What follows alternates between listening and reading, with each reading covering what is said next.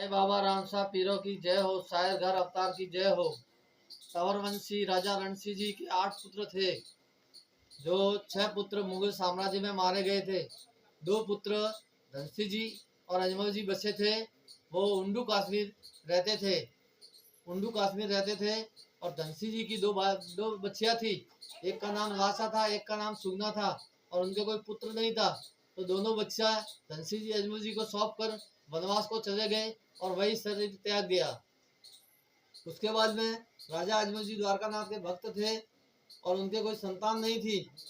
तो एक बार क्या हुआ, गांव में जोरदार बारिश हुई तो किसान लोग हल चलाने को जा रहे थे, खेत बोने को जा रहे थे, खेत में बोने के लिए जा रहे थे तो अजमल जी सामने मिल गए तो किसान वापस घर को जाने लगे। तो अजमल जी ने पूछा कि अरे किसानों, इतनी जोरदार बारिश हुई है और आप लोग वापस घर को क्यों जा रहे हो।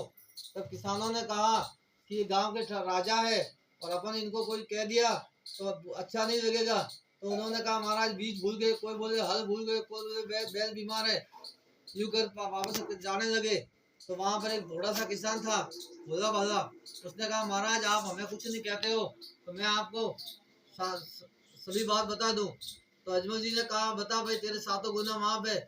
तो किसान ने कहा अजमल जी महाराज आपके औलाद नहीं है थे तो अजमल जी बिना बांझिया कही जो सुगंध खराब गणा होवे।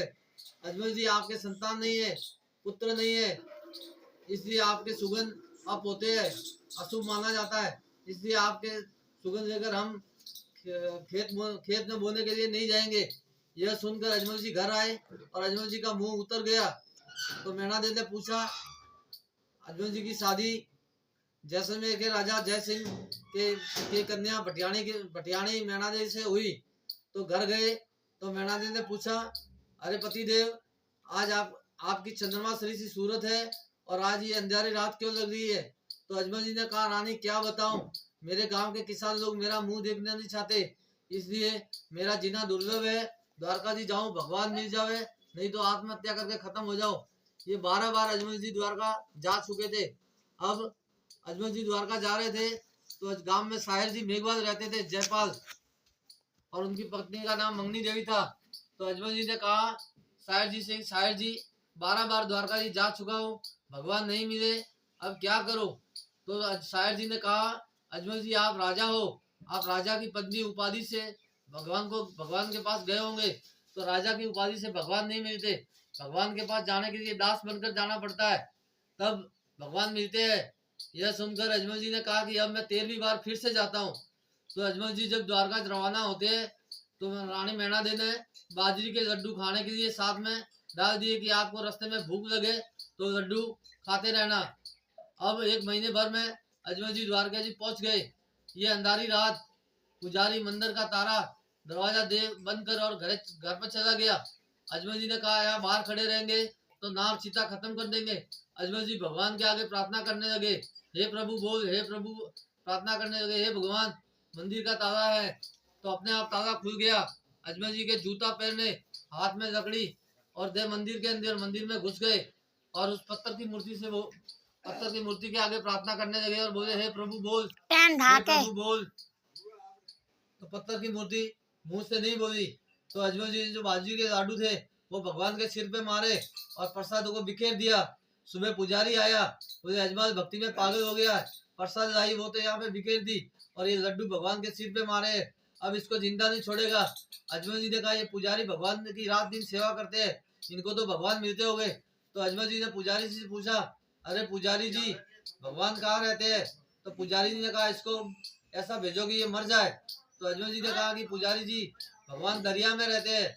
तो अजमल जी ने कहा भगवान दरिया में क्यों रहते हैं, क्योंकि यहाँ बाहर आंधी तूफान ये आते हैं और वहाँ पानी है, ठंडी ठंडी पानी की जहरा आती है, फुहारे चलते हैं, इसलिए भगवान दरिया में रहते हैं।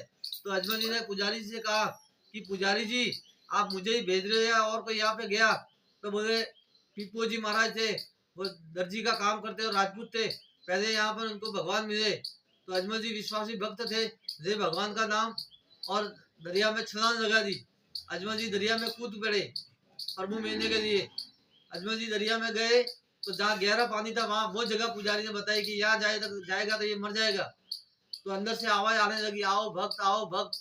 तो अजमल जी वहां गए तो वहां पर दरिया के अंदर लक्ष्मी नारायण भगवान, लक्ष्मी जी भगवान की पैर शरण दबा रही है और भगवान बैठे और अजमल जी को दर्शन हुए। भगवान के सिर पर पट्टी बंधी हुई। अजमल जी ने कहा मैं तो आया पुत्र देने के लिए, लेकिन ये तो भगवान खुद भी बीमार है, लेकिन आ गए तो कोई बात नहीं, दुख सुख पूछना अपना फर्ज है। तो अजमल जी ने कहा भगवान आपके सिर पर पट्टी क्यों बंधी हुई है? तो भगवान ने कहा कई भोड़े भगत है, उन्होंने मेरे लाडू की चोट मारी, इसलिए चोट लग गई। तो अजमल जी ने कहा कि पुजारी भगवान मैंने उस मूर्ति के मारी, आपके कैसे लगी?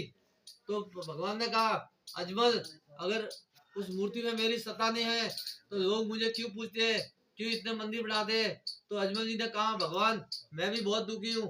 तो बोले अजमल जी बताओ क्या है? बोले मेरे मुंह पर दाढ़ी मूछ नहीं है। भगवान ने कहा अजमल झूठ मत बोलो, हाथ फेरो।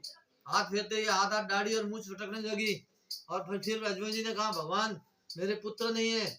बोले जा अजमल आपके बड़ा विरमदेव होगा। तो भगवान ने कहा अजमल जी ने कहा कि भगवान एक का बड़ा नहीं होता, मैं किसको बड़ा कहूँ और किसको छोटा कहूँ? तो भगवान ने कहा दूसरा मैं अपने आप तेरे घर आऊंगा। बोले भगवान आप कब आओगे? बोले मैं भादुरा सुदी दूज को आऊंगा। और बोले भगवान आप आओगे तो मुझे क्या मालूम पड़ेगा? बोले मंदिर में घंटियां अपने आप बजेगी और मंदिर में घंटियां बजेगी, कंकु के चरण बनेंगे, पानी की मटकियों में दूध बनेगा। ये दिन याद रखना। अब बाकी कथा कल करेंगे। जय